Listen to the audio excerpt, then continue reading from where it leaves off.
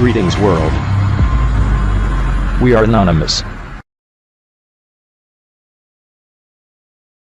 In this video session, we are going to see about what is proxy chain and why we need a proxy chain. When it comes to hacking and when it comes to port scanning and other activity, you have to be completely anonymous and you have to hide your basic information. If you are not able to hide your information, then the target machine actually you are targeting, that person can able to track back you so that your information can be easily revealed. So you have to use a proxy chain to be hide your basic information and also go with entire activities a complete anonymous.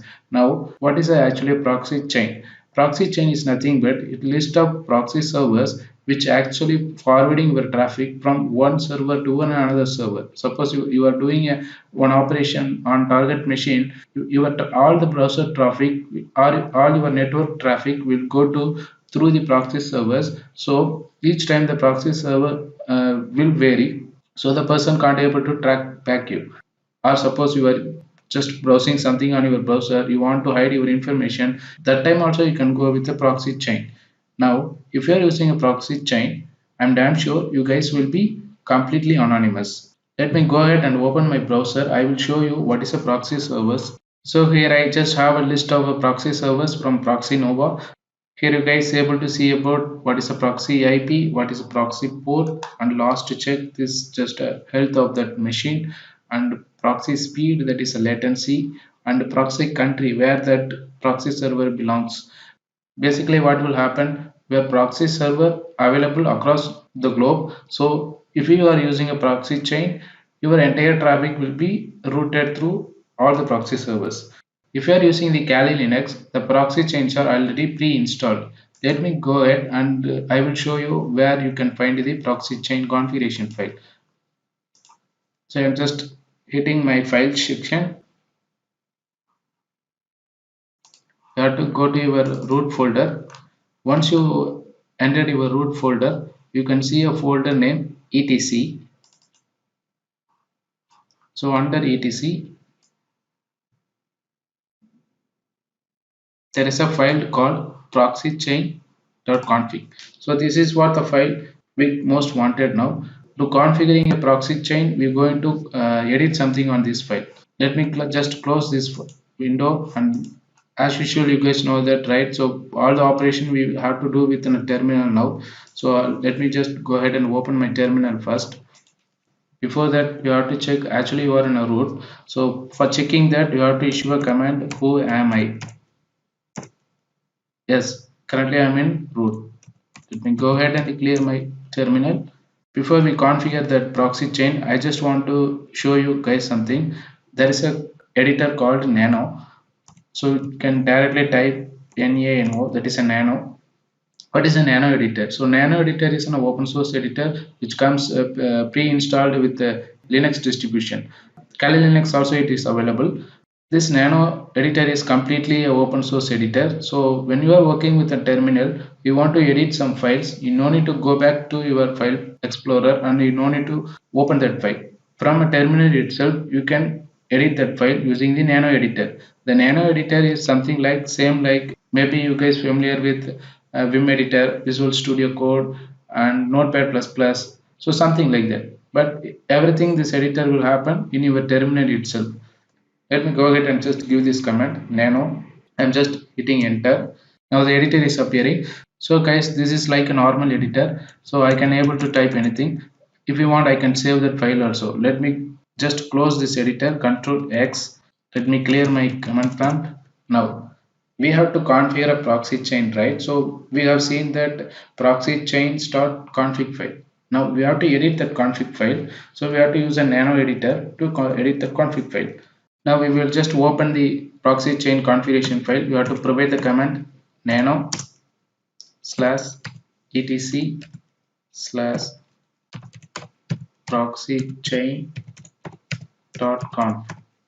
Now what is that etc folder? Basically if you are using Linux distribution, if you are installing any software, that software related configuration file basically resides in your etc folder. And proxy chain application configuration files also resides in etc folder by default, and we are just trying to open that file now. Now the files got opened in nano editor. Excellent. Suppose you guys familiar with programming language, this is like a command. So in nano editor also this is the same. So you can use the up key and down key, or you can use a mouse wheel to scroll up and down. I'm using my keypad up key and down key to go top and down. Currently I'm using the proxy chain version 3.1, and here you can see that the different version of a proxy is available, that is HTTP, SOC 4 and SOC 5 tunneling proxy. So HTTP is nothing but it is just a basic browser proxy, and you guys may be regularly using, and SOC 4 is an advanced one, and SOC 5 is another advanced level proxy configuration. Now each line will be commented by the hash symbol. If suppose you want to uncomment the particular line, you have to remove the hash symbol. Now this line is very important. This is a dynamic chain. Now what is that dynamic chain? See, you can see the description here. Each connection will be done via the chained proxies. All proxies chained in the order as the same appear in the list. Suppose you are having the list of proxy servers, and each servers will be dynamically will be switched over if you are using a dynamic chain. By default, strict chain will be enabled. Actually you have to comment this one, because if you are going with a strict mode, then it will only have the list of proxy chain, and it will only follow the chain alone.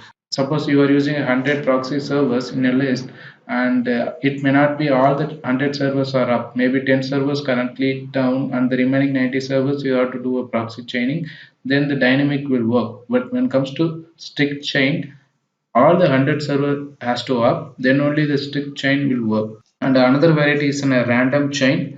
It will have a list of chain operation, it will have a list of chain proxies, and it will just take the configuration from each chain dynamically. Let me go ahead and enable dynamic chain, and I'm going to command strict chain. I don't want a strict chain, I have to go with a dynamic chain. I always recommend you guys to have a dynamic chain. And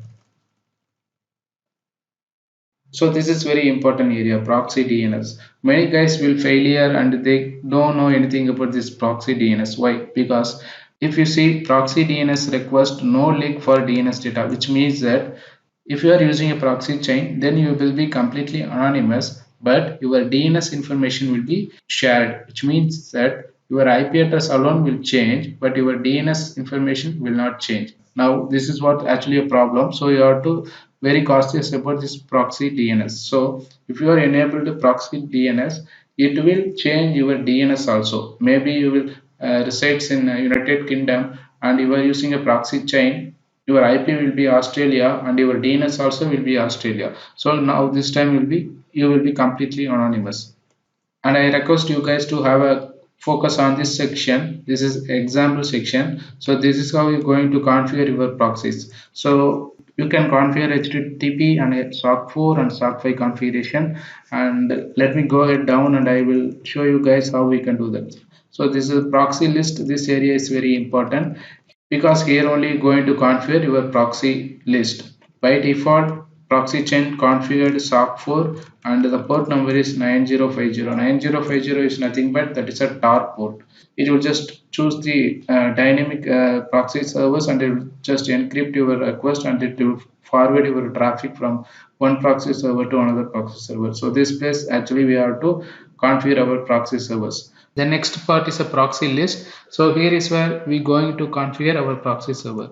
Now the SOC 4 already have configured for us through the proxy chains. Now as I said before in my previous tutorial, 9050 is that port for tar actually. We are going to add one more proxy here. So this is how it's going to be look like. And below this we're going to configure our new proxy. That is a SOC 5. Then you have to give a space, then 127.0.0.1. This is local IP address, which means basically local host. Then you're going to say your tar 9050. For saving, you have to control O, then you have to enter for saving. Now the file is saved. I'm going to exit this file, so control X I have to give. So now we have just to configure our proxy IP address for our local port, and we're going to install a tar. So for that you have to check your services. So I have to issue a command service to check whether my tar services are already available or not. So I have to check. So service double hyphen status hyphen all. List all of my service which is running this machine currently. So I have to look for a tar service.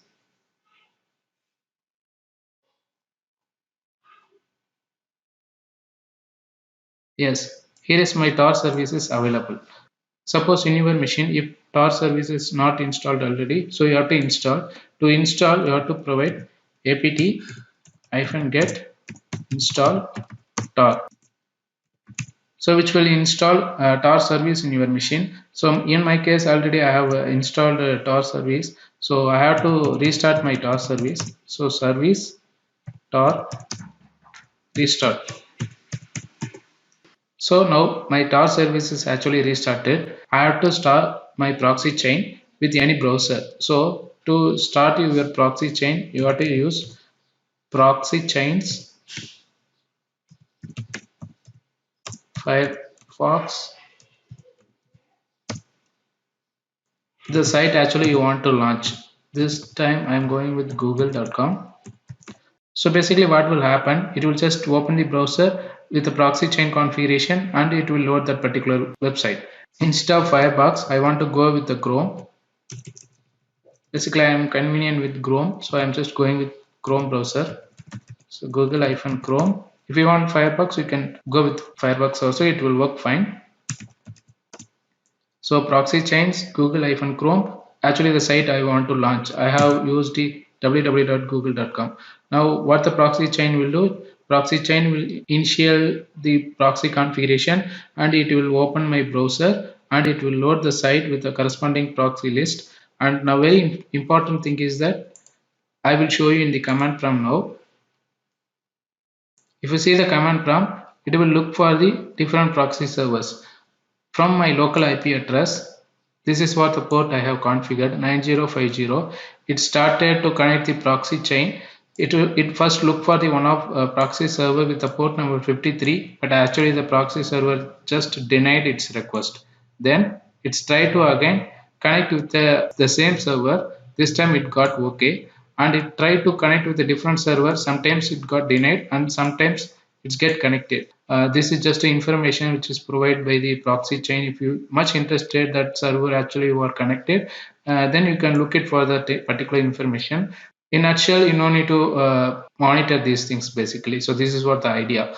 What the proxy chain will do. So once you got connected with a particular server, it will just reroute all your traffic to that particular server. Then you will be completely anonymous. So already we have enabled that proxy DNS, which will hide your DNS information also. Let me show you.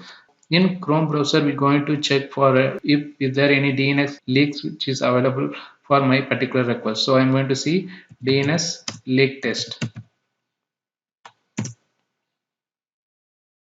This proxy service is pretty good and which is very fast also now. I'm going with the first link dnsleaktest.com.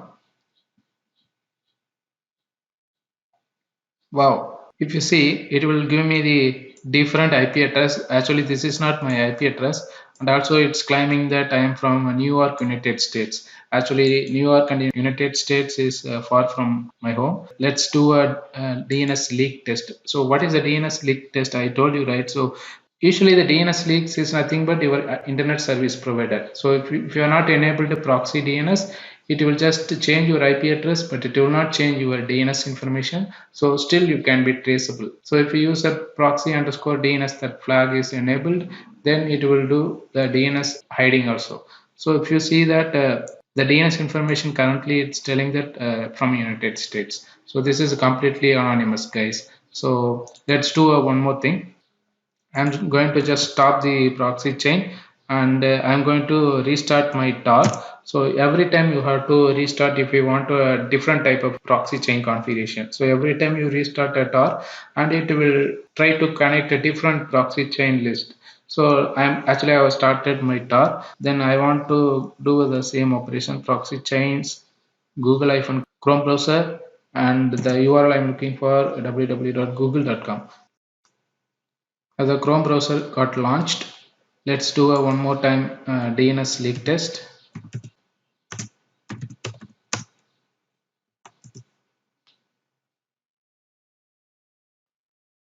I'm going to dnsleaktest.com.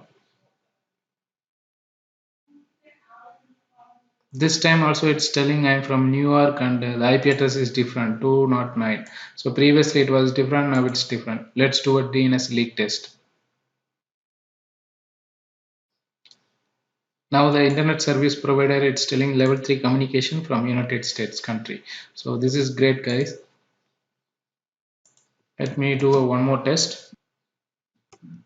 So again we have to restart our Tor service. Service is restarted and we have to do the same operation.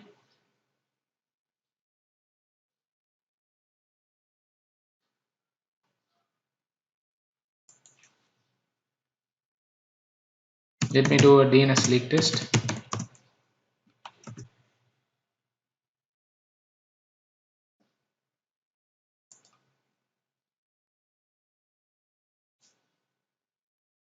This time it's saying I'm from Germany and the IP is totally different. Let's do a DNS leak test.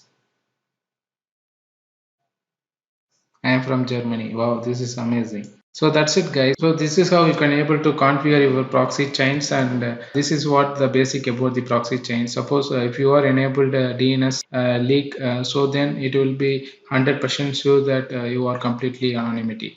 Now if you are forgot to enable the proxy DNS, then your IP alone will change and your DNS information will not change, so still that you can be traceable. This is what complete tutorial about proxy chain.